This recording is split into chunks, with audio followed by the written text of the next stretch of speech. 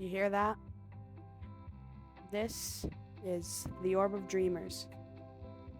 For the first time and every other time after you open up Little Big Planet 1, you are always greeted this.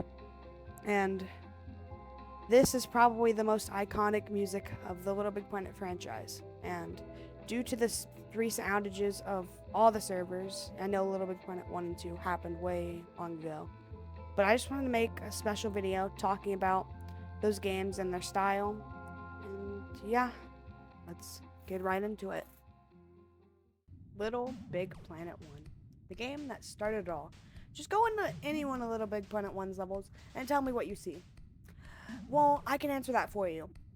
Any level you go into will always be cardboard cutouts. That is just Little Big Planet 1's style. Just everything looks handmade, which I think was absolutely perfect to the Little Big Planet series.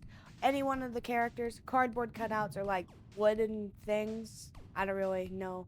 But they do a bit look uncanny, but I think that's just perfect. And Little Big Planet 2 and 3 didn't really live up to that. So, I mean, not to say that they're not good games, but if you look in Little Big Planet 2 and 3, they're all just kind of sackbots, which I kind of feel was a bit lazy because Little Big Planet 1's art style is literally just about creating and making characters with the create mode instead of just using sackbots. I feel like is perfect. But the story, on the other hand, is not the greatest. I mean, I like it, but you kind of just go from place to place and just do literally anything. Just like, oh, go to the gardens. We went into the gardens I don't know why we went to the gardens. We just did. Savannah, we gotta save the forest fire. The canyons, we gotta stop the evil guy. I haven't played one story in a bit, but then you go to Metropolis. You just kind of go from place to place, beat like a boss, and that's kind of it for Little Big Planet 1. The final boss is like only actually in 2 levels, the last 2, and I just feel like they could have made the story a bit better, but it was really good just showing what the create mode could do. And I just think it was a perfect game, and it's a very shame that all the servers are down for it and will most likely always be down for it. But yeah, let's talk about Little Big Planet 2. This game just exists just because Little Big Planet 1 didn't have enough space to have enough DLC. This game was originally supposed to be a DLC, which I find really cool.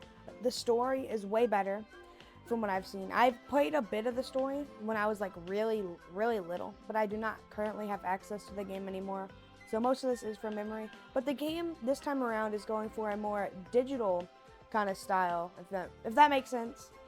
Gone are like the cardboard cutouts of characters. They do still have her like make their own enemies, like with the creature bulbs, which isn't really in Little Big Planet 3 like at all. I'll talk more about that in a bit.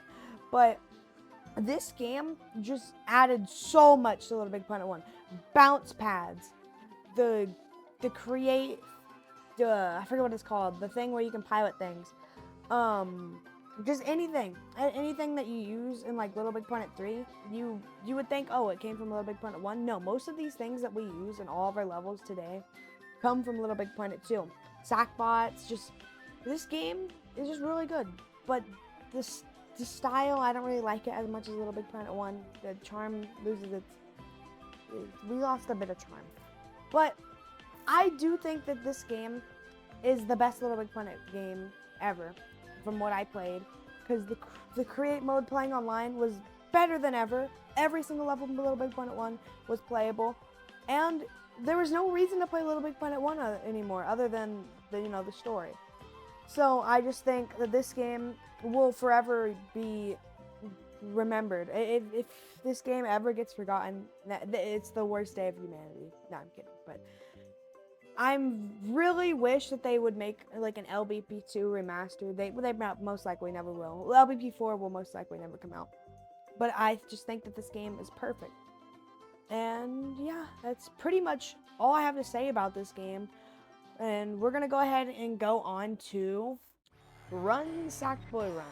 The PS Vita had it and mobile had it. I'm not gonna talk too much about it, but this game basically it's like LBP 1 and 2 kind of combined with Subway Surfers gameplay. It has like that charm of LBP1 combined with 2, and it's a mobile game. The cosmetics are kind of eh. I wish they could have made it more like Little Big Planet. There's not much to say about this game. It's a mobile game. I can still play it to this day. But yeah, basically, that's all I have to say about this game. This game's kind of meh. But yeah, we're gonna go ahead and go on to. Alright, so for my last part of this video, I have a lot to talk about. This game was a buggy mess at start, although it did add a lot. Like, profile corruptions were happening like none other. Literally, you would do anything in create mode, boom, you have to delete your save file. Literally, no one is safe, and I'm pretty sure it still has a chance to happen, so please always back up your save before doing anything. Because I know most people who played Little Big Planet 3, like, on launch, because I didn't play it on launch, like, at all, so I never really experienced a lot of this, although I do experience a lot of glitches whenever the servers are up, but literally, most people probably had their profile corrupted, so, yeah, but the story this time around, you get tricked basically by this guy called Newton, you know, Sackbots, but I mean, it does kind of have some Little Big Planet 1 vibes, a bit, but there's, like, no creature bulbs in this game. It took me, like, I'm not even kidding. It took me, like, 30 minutes to think of, oh, does this game have creature bulbs? I had to, like, go through the levels if I wanted to find one. The only level I remember finding one on was, one of the last levels of the game. The second last one, where you play as all 3 of the characters. But yeah, this game added those 3 characters. I forgot about that. Yeah, Oddsock the dog, Swoop the bird, and Toggle the big or little guy.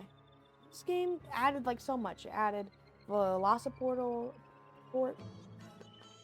whatever you call them. It also added those, what do you call it? Those layer launchers. It added like 17 or 16 layers, I think, to the game instead of just 3. Little Big Planet 1 and 2 levels are copyable, or not copyable, wait, playable still. And it also made it where you can make your own levels, or not levels, power-ups. And I just think, no, this game added so much, but it's just too bad that by the time they fixed most of the bugs, and there's still bugs in the game to this day, if they ever bring back the servers, because, you know, the servers are kind of not really alive right now. I don't remember why. I wasn't around for the second purge. But, yeah, I just think this game deserves more attention than it ever got. Because if you played the game on launch, it split into three different types of players. People who didn't play the games during the glitches, so like me. People who just went back to LBP2. Or people who just quit the game series all together. And that's pretty sad. And that's kind of about it I have to say about Little Big Planet 3. I love Little Big Planet 3. And please fix the servers if you can. I want to play Little Big Planet 3 just a bit longer. Probably make some more Little Big Planet videos. But without further ado, I'm not going to have a normal outro today. I'm just going to let you guys listen to the Orbit Dreamers one more time. And just relax to it. Anyways, have a good rest of your day.